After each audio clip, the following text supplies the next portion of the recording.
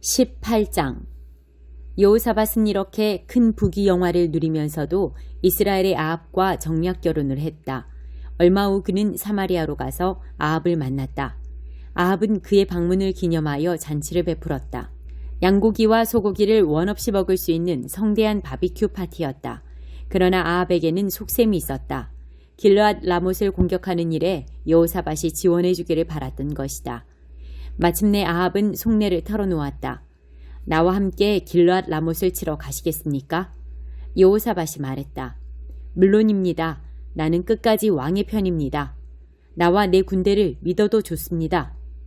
여호사밧이 말했다. 하지만 무슨 일이든 시작하기 전에 하나님의 인도하심을 구해야 합니다.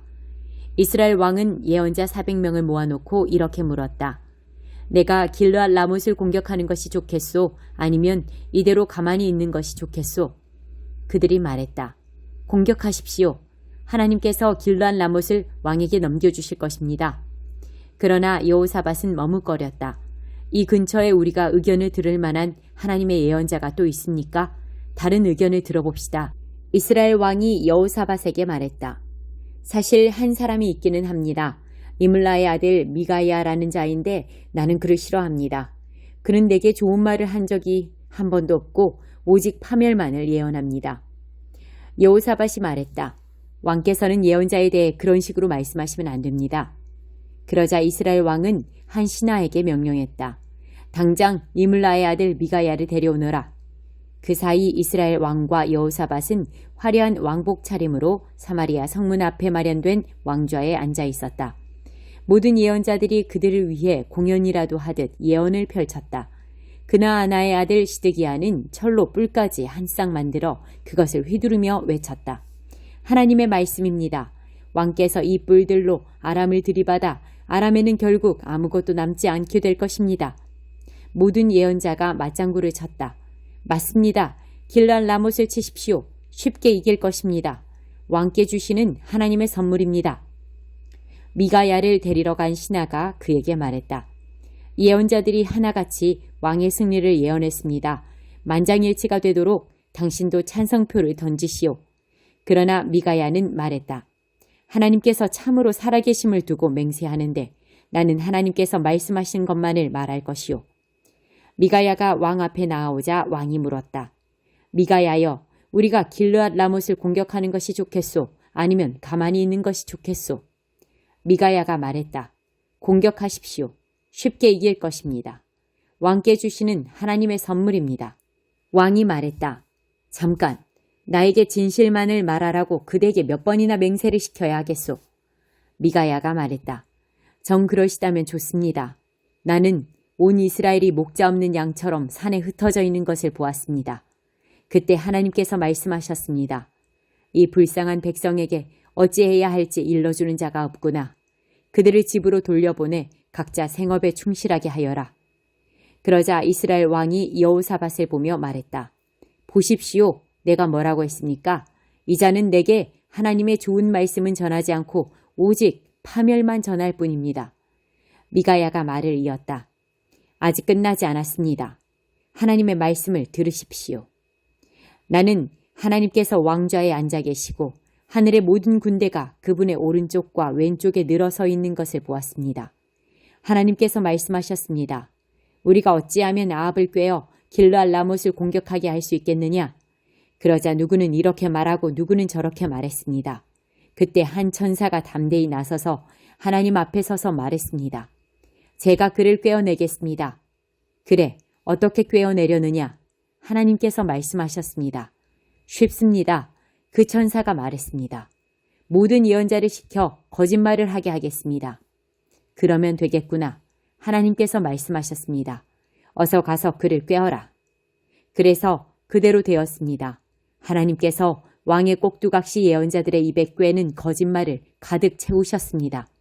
하나님께서 왕의 파멸을 선고하셨습니다. 바로 그때 그나아나의 아들 시드기야가 다가와 미가야의 얼굴을 치며 말했다.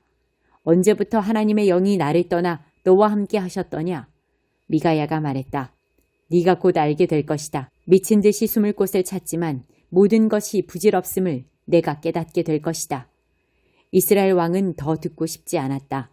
미가야를 데려가거라. 그를 성읍 재판관 아몬과 왕자 요아스에게 넘기고 이렇게 전하여라. 왕의 명령이다. 그를 감옥에 가두고 내가 무사히 돌아올 때까지 죽지 않을 만큼만 빵과 물을 먹여라. 미가야가 말했다. 왕께서 무사히 돌아오신다면 나는 하나님의 예언자가 아닙니다. 그리고 덧붙였다. 백성들이여, 일이 이루어지거든 이 말을 어디서 들었는지 잊지 마십시오. 이스라엘 왕과 유다 왕 여호사밧이 나가서 길앗 라못을 공격했다. 이스라엘 왕이 여호사밧에게 말했다. 나는 변장하고 전쟁터에 들어갈 테니 왕은 내 왕복을 입으십시오. 이스라엘 왕은 변장하고 전쟁터에 들어갔다. 한편 아람 왕은 자신의 전차 지휘관 32명에게 명령했다. 다른 자들은 신경 쓰지 말고 오직 이스라엘 왕만 쫓아라. 전차 지휘관들은 여호사밧을 보고 저기 있다, 이스라엘 왕이다 하며 쫓아갔다.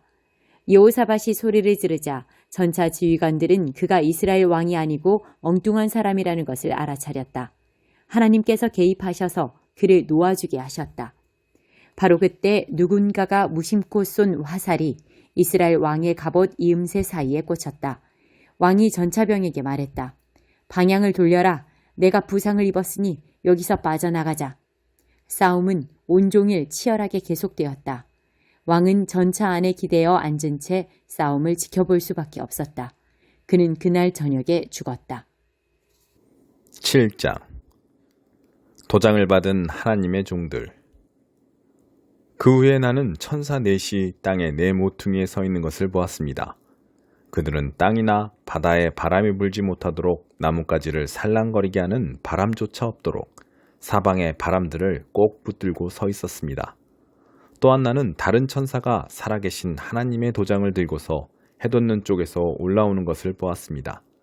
그는 땅과 바다를 해하는 임무를 부여받은 네 천사에게 천둥 소리처럼 외쳤습니다. 땅을 해하지 마라. 바다를 해하지 마라. 내가 우리 하나님의 종들의 이마에 도장을 다 찍기 전까지는 나무 하나도 해하지 마라. 나는 도장을 받은 이들의 수가 얼마인지를 들었습니다. 14만 4천 명.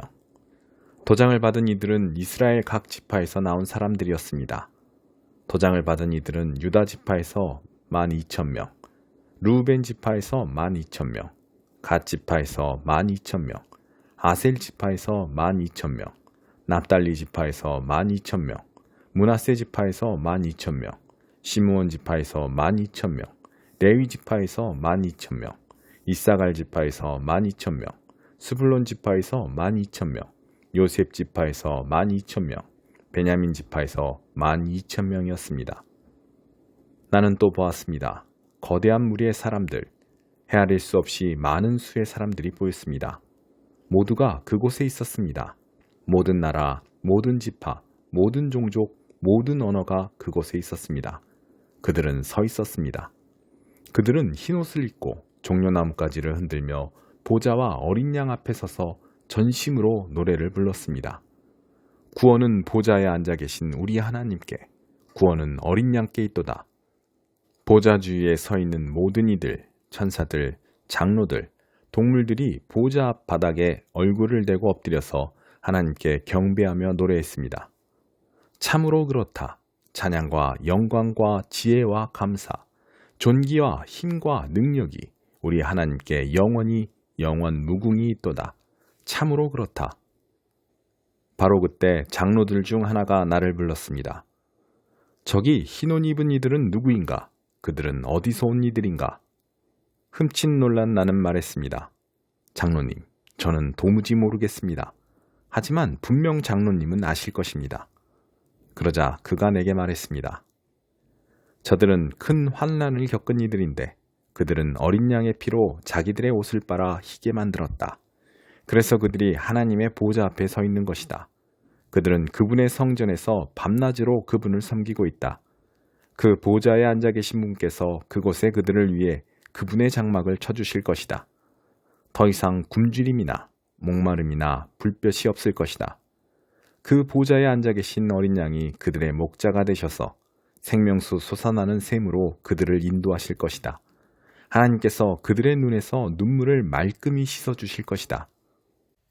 3장 넷째 환상 하나님의 천사 앞에 선 여호수아. 전령 천사가 내게 대제사장 여호수아를 보여주었다.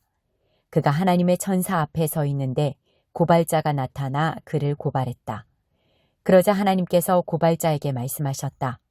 고발자야, 나 하나님이 너를 책망한다. 내가 너는 책망하지만 예루살렘은 택한다. 놀랐느냐? 모든 것이 불타서 죄가 되겠지만 내가 예루살렘은 거기서 끄집어낸다. 천사 앞에 서 있던 여호수아는 더러운 옷을 입고 있었다. 천사가 시중 드는 자들에게 말했다. 그의 더러운 옷을 벗겨주어라. 그런 다음 그는 여호수아에게 말했다. 보아라, 내가 너의 죄를 벗겨주고 깨끗한 옷을 입혀주었다. 내가 소리 높여 말했다. 그의 머리에 깨끗한 새 관을 씌워주시면 어떻겠습니까?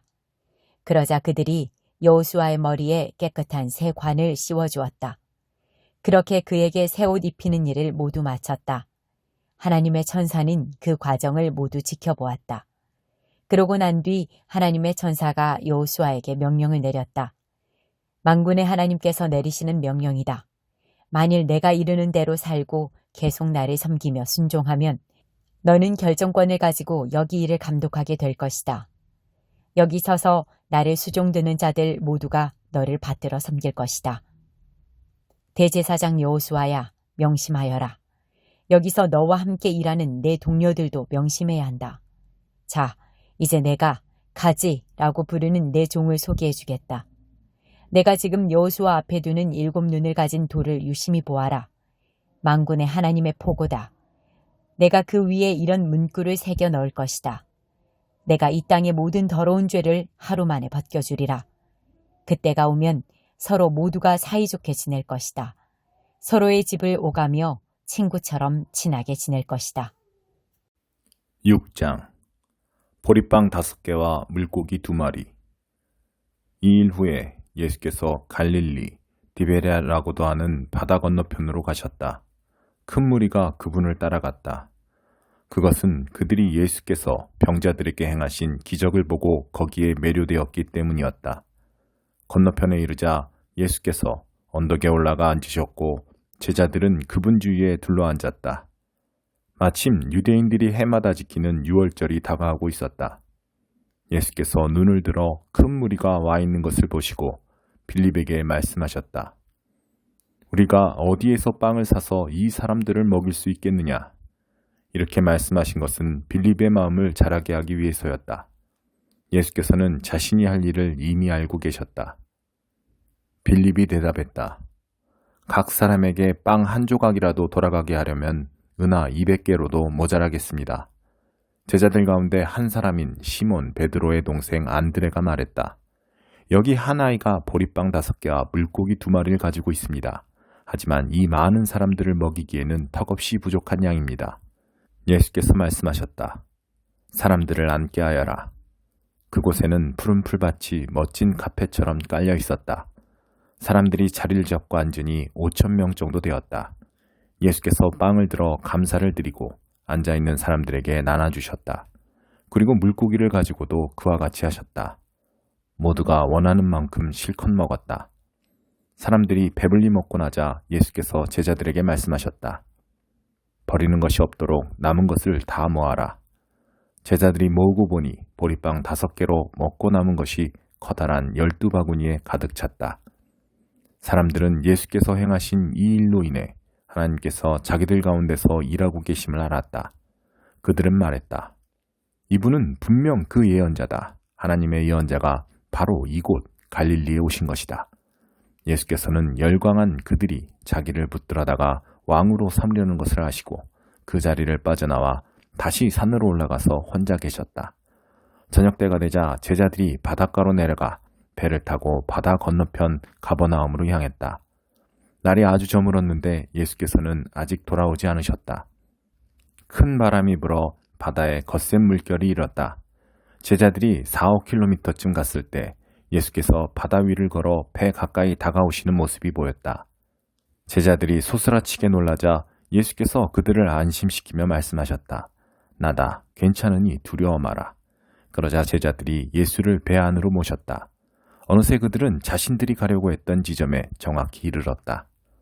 이튿날 뒤에 남은 무리가 배가 한 척밖에 없던 것과 예수께서 그 배에 제자들과 함께 타지 않으신 것을 알았다. 그분을 두고 제자들만 떠나는 것을 그들이 보았기 때문이다. 그때 디베레아에서 온 배들이 주님께서 축복하고 빵을 먹여주신 곳 근처에 정박해 있었다. 무리는 예수께서 그곳을 떠나 돌아오시지 않을 것을 알고는 디베레아에서 온 배들로 몰려가 올라타고서 예수를 찾아 가버나움으로 향했다. 그들이 바다 건너편에서 그분을 다시 뵙고는 말했다. 랍비님, 언제 여기로 오셨습니까? 예수께서 대답하셨다. 너희가 나를 찾아온 것은 내가 하는 일에서 하나님을 보았기 때문이 아니라 오히려 내가 너희를 배부르게 해주었기 때문이다. 그것도 내가 값없이 먹여주었기 때문이다. 생명의 빵. 너희는 그렇게 썩어 없어질 음식을 얻으려고 힘을 허비하지 마라. 너희와 함께 있을 음식, 너희의 영원한 생명을 살찌게 하는 음식, 인자가 주는 음식을 위해 일하여라. 인자와 인자가 하는 일은 하나님 아버지께서 끝까지 보증해 주신다. 그러자 그들이 말했다. 우리가 하나님의 일에 참여하려면 무엇을 해야 합니까? 예수께서 말씀하셨다. 하나님께서 보내신 이에게 너희 삶을 걸어라. 그렇게 너희 자신을 걸 때에야 하나님의 일에 참여할 수 있다. 그들이 애매한 말로 비껴갔다. 선생님이 누구시며 어떤 일을 하시려는지 알 수 있도록 단서가 될 만한 것을 보여주시면 어떻겠습니까? 그러면 우리가 알아보고 나서 우리 삶을 걸겠습니다. 선생님이 무슨 일을 하실 수 있는지 보여주십시오. 모세는 광야에서 우리 조상들에게 빵을 먹게 해주었습니다. 성경에도 그가 그들에게 하늘에서 내려온 빵을 먹게 해주었다고 기록되어 있습니다. 예수께서 대답하셨다. 그 성경 말씀의 진정한 의미는 이렇다. 모세가 너희에게 하늘에서 내려온 빵을 주었다는 것이 아니라 지금 이 순간에 내 아버지께서 너희에게 하늘에서 내려온 빵, 곧 참된 빵을 주신다는 뜻이다. 하나님의 빵은 하늘에서 내려와 세상에 생명을 준다. 그들이 그 말씀을 듣고 반색하며 말했다. 주님, 그 빵을 지금부터 영원토록 우리에게 주십시오. 예수께서 말씀하셨다.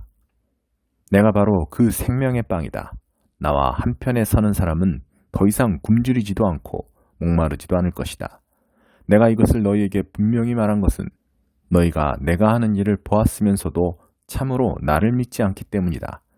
아버지께서 내게 주시는 사람은 결국 다 내게로 달려올 것이다. 그가 나와 함께하면 내가 그를 붙잡고 놓지 않을 것이다. 내가 하늘에서 내려온 것은 일시적인 내 기분대로 하려는 것이 아니라 나를 보내신 분의 뜻을 이루려는 것이다. 나를 보내신 분의 뜻을 간단히 말하면 이렇다. 아버지께서 내게 맡기신 모든 일을 하나도 빠짐없이 이루고 마지막 날에 만물과 모든 사람을 바르고 온전하게 회복시키는 것이다.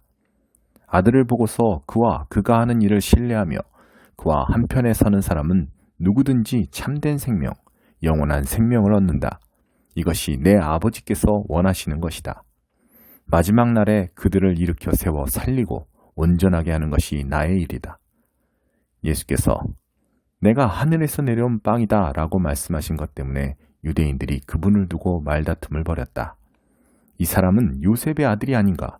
우리가 그의 아버지도 알고 그의 어머니도 알지 않는가? 그런데 어떻게 그가 나는 하늘에서 내려왔다고 말하며 그 말을 믿어주기를 바란단 말인가? 예수께서 말씀하셨다. 나를 두고 너희끼리 논쟁하지 마라. 이 세상의 책임자는 너희가 아니다. 나를 보내신 아버지가 책임자이시다. 아버지께서는 사람들을 내게로 이끌어 주신다. 너희가 내게 올 수 있는 방법은 오직 그 길뿐이다.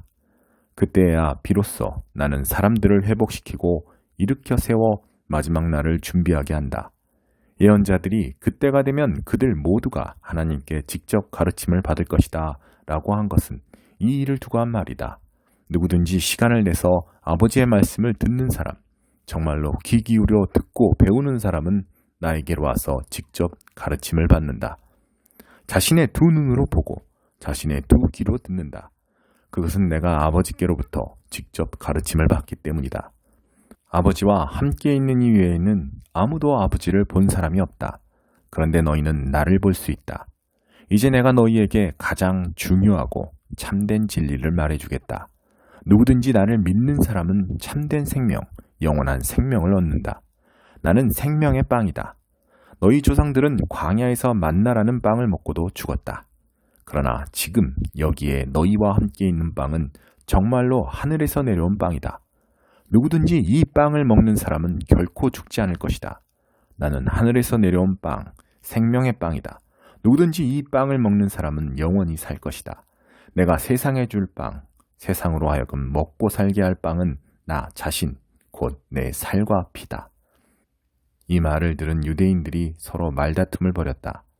이 사람이 어떻게 자기 살을 먹을 수 있게 내어준다는 말인가? 그러나 예수께서는 조금도 물러서지 않으셨다. 너희가 살과 피, 곧 인자의 살과 피를 먹고 마실 때에야 비로소 너희가 생명을 얻는다. 이 살과 피를 왕성하게 먹고 마시는 사람은 영원한 생명을 얻고 마지막 날을 맞을 준비가 다 된 것이다. 내 살은 참된 음식이고 내 피는 참된 음료다. 너희는 내 살을 먹고 내 피를 마심으로 내 안에 들어오고 나는 너희 안에 들어간다. 온전히 살아계신 아버지께서 나를 이 세상에 보내셨다. 내가 그분으로 말미암아 사는 것 같이 나를 먹는 사람도 나로 말미암아 살 것이다. 나는 하늘에서 내려온 빵이다. 너희 조상들은 빵을 먹고도 죽었지만 누구든지 이 빵을 먹는 사람은 영원히 살 것이다. 이것은 예수께서 가버나움 회당에서 가르칠 때 하신 말씀이다. 예수께 인생을 건 사람들. 예수의 제자들 가운데 많은 사람들이 이 말씀을 듣고 말했다. 이 가르침은 너무 어려워 받아들이기가 힘들다. 예수께서 제자들이 이 말씀을 두고 힘들어 하시는 것을 아시고 말씀하셨다. 내 말이 그렇게도 혼란스러우냐? 인자가 원래 있던 곳으로 올라가는 것을 보게 되면 어찌하겠느냐? 성령만이 생명을 만들어낼 수 있다.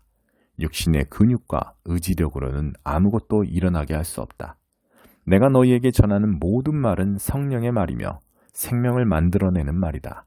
그러나 너희 가운데 이 말에 저항하고 이 말에 관여하지 않으려는 사람들이 있다. 예수께서는 자신에게 인생을 걸지 않을 사람들이 있다는 것을 처음부터 알고 계셨다. 또한 자신을 배반할 자가 누구인지도 알고 계셨다. 예수께서 계속 말씀하셨다. 그래서 내가 전에 자기 힘으로는 아무도 내게 올 수 없다고 너희에게 말한 것이다. 너희는 아버지께서 주시는 선물로만 내게 올 수 있다. 이 일 후에 제자들 가운데 많은 사람들이 떠나갔다. 그들은 더 이상 그분과 관련되기를 원치 않았다. 그러자 예수께서 12제자에게도 기회를 주셨다. 너희도 떠나가려느냐? 베드로가 대답했다. 주님, 참된 생명, 영원한 생명의 말씀이 주님께 있는데 저희가 누구에게 가겠습니까? 저희는 이미 주님이 하나님의 거룩한 분임을 확신하며 주님께 인생을 걸었습니다. 예수께서 대답하셨다. 내가 너희 12를 직접 뽑지 않았느냐? 그러나 너희 가운데 한 사람은 마귀다. 이는 예수께서 시몬 가룟의 아들 유다를 두고 말씀하신 것이다. 12제자 가운데 한 사람인 이자는 그때 이미 예수를 배반할 준비를 하고 있었다.